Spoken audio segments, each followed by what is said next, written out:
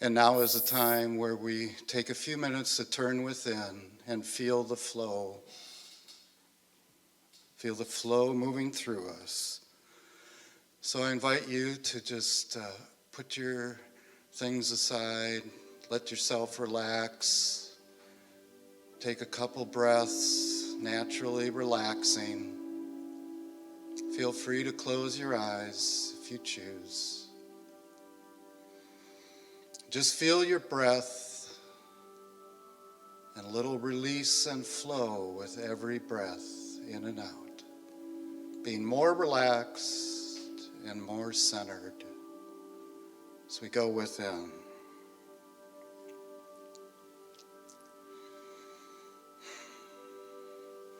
And now I'd like you to imagine to pick a flower you like, whatever it might be, a daisy, a daffodil, anything. Think of a flower you like. And then imagine you are that flower. And you're coming out of the ground, little seedling, growing up out of the ground from the seed it started with, or bulb. Now breaking through, coming out in the air.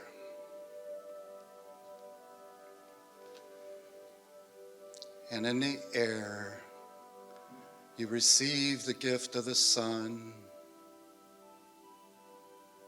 the gifts of rain, and the soil nurturing you.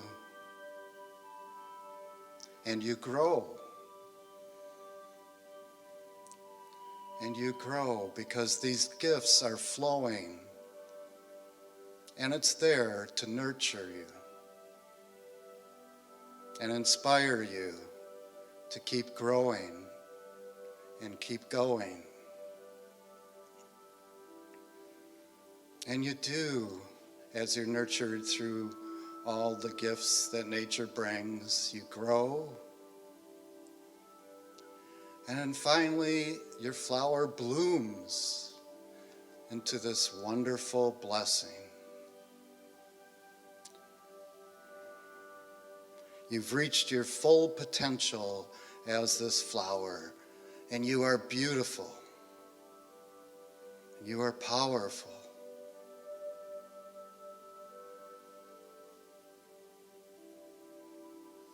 You feel full and alive.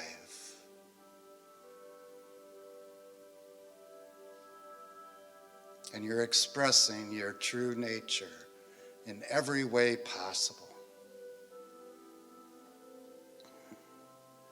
This beautiful flower,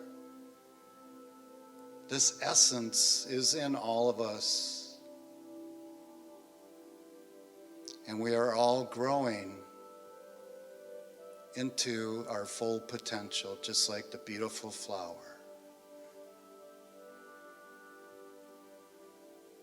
And in this great potential, we know we are spirit, and we're also connected to all the other flowers and other beings on the planet.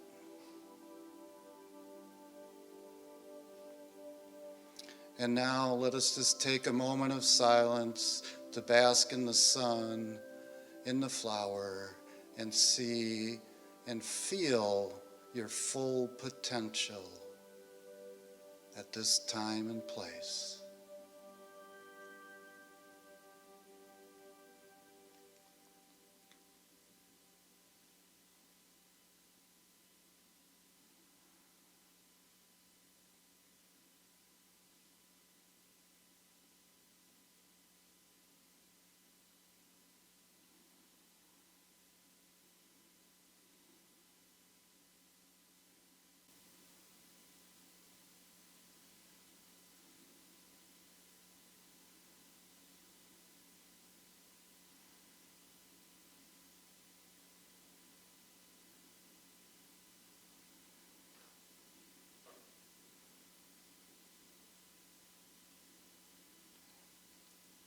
And as we affirm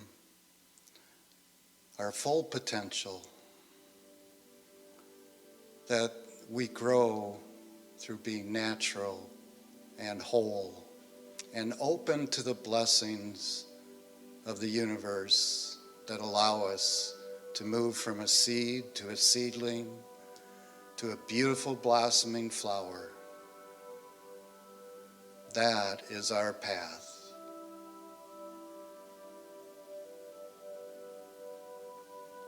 And that our path for everyone. Everyone on the planet. To grow into full potential and use that to bless others, to bless the world and themselves. And for this beautiful truth of our potential and spirit moving us towards our highest good, for all of these blessings, we are grateful. Amen.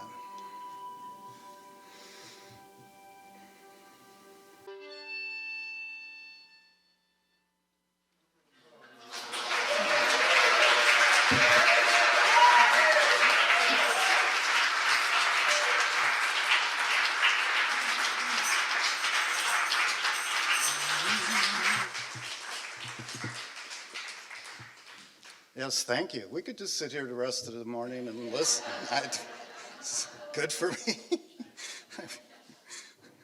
Oh, that was great. Thank you very much.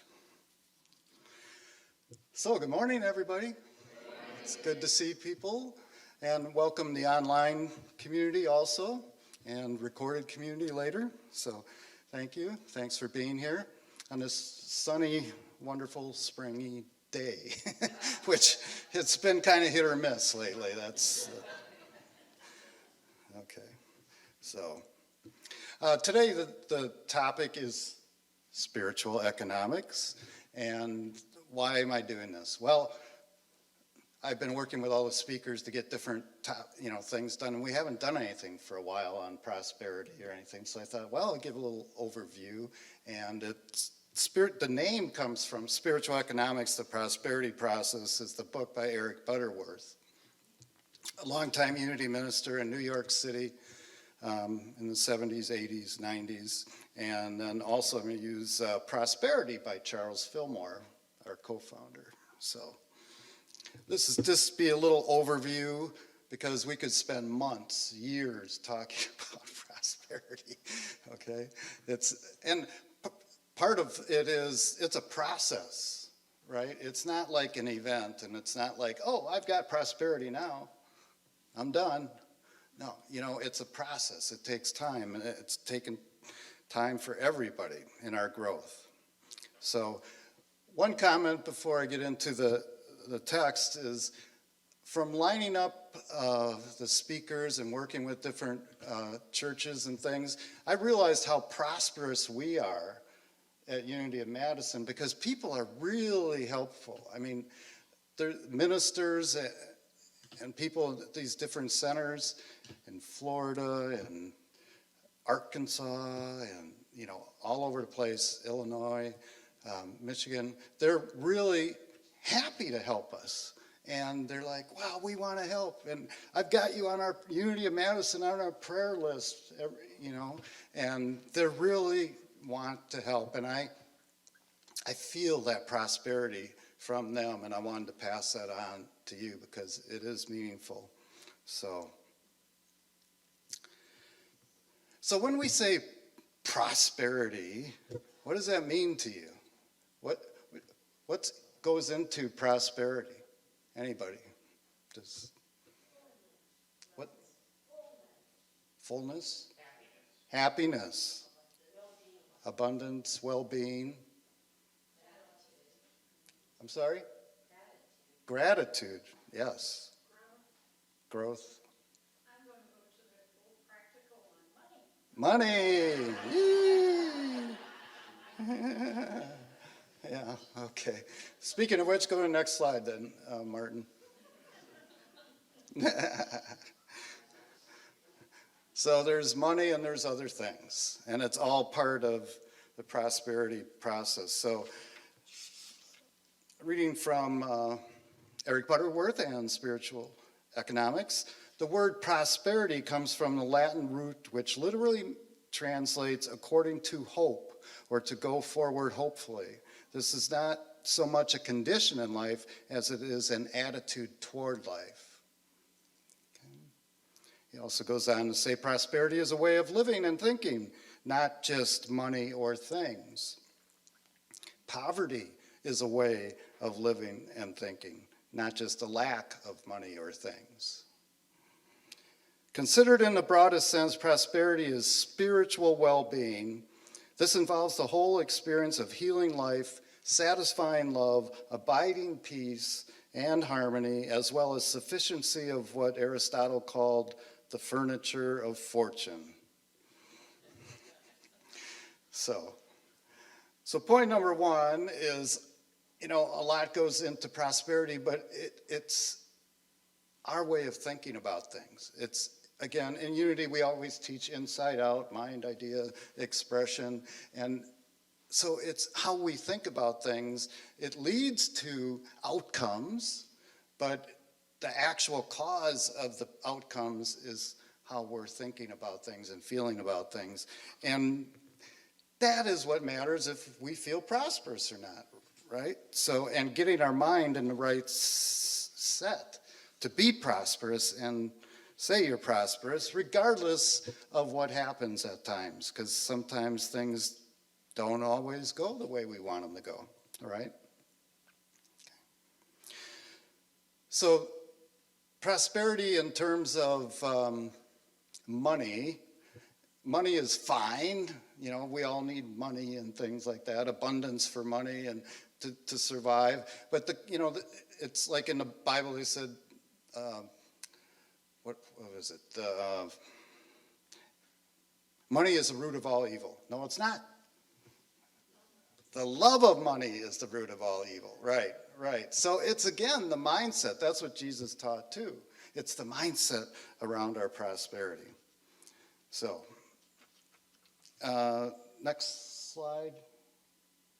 So these are the key components to the prosperity process, abundance manifestation. Number one, Spirit's a source. All right, so it's not my job, it's not whatever, my trust fund, it's not my, whatever you have that makes you able to be here today. Spirit is the source, not things like jobs and other bank accounts and all of that are channels, but the source is really Spirit. And all substance, part of the philosophy is all substance in the universe is Spirit, and we can manifest it in different ways depending on our minds and our actions. But Spirit is the source, and there's a great comfort in that if you ever really get to that point of feeling that way.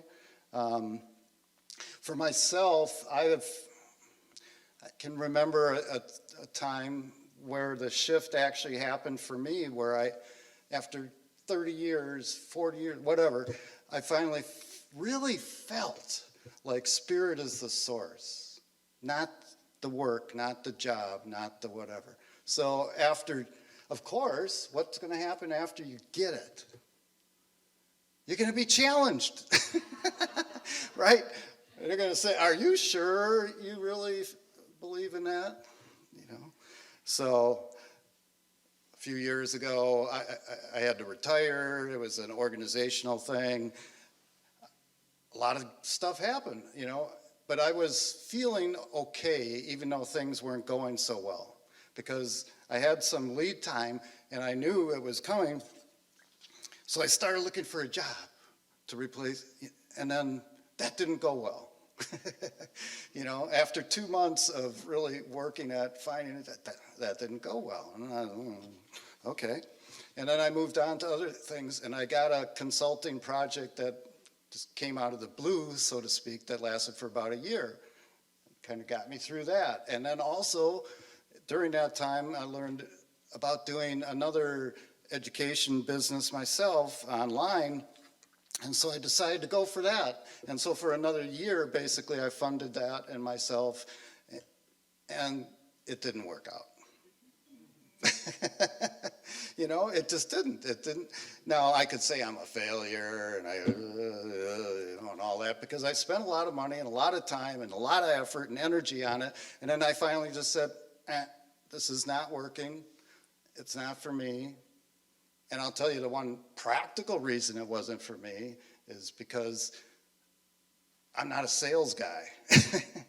So like, I could do stuff, but I'm not good at selling stuff, you know, in terms of getting someone to buy things and that. And essentially online, you have to be a really good salesperson to make it work. So I said, no, this is not happening. But you know what? I don't feel like a failure. I learned that this week getting ready for this talk. Is I was thinking about this and I was like, oh man, yeah, that didn't work out. It didn't work out. I put a lot into it. You know, the job thing didn't work out, all those, but everything ended up working out.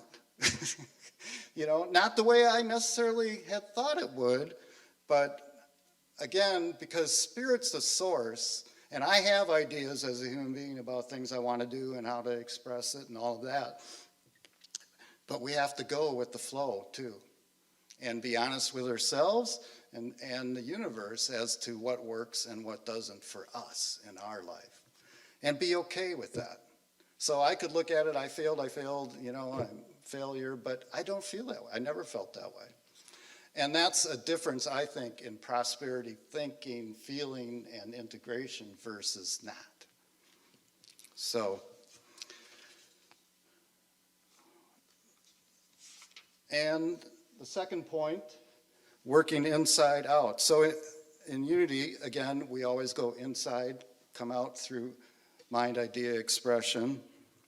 And another quote here from Butterworth is, God can do no more for you than he can do through you.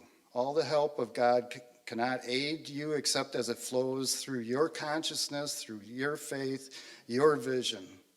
So before you attempt to raise money, the first step should be to raise consciousness, to know that the place on which you are standing is holy ground.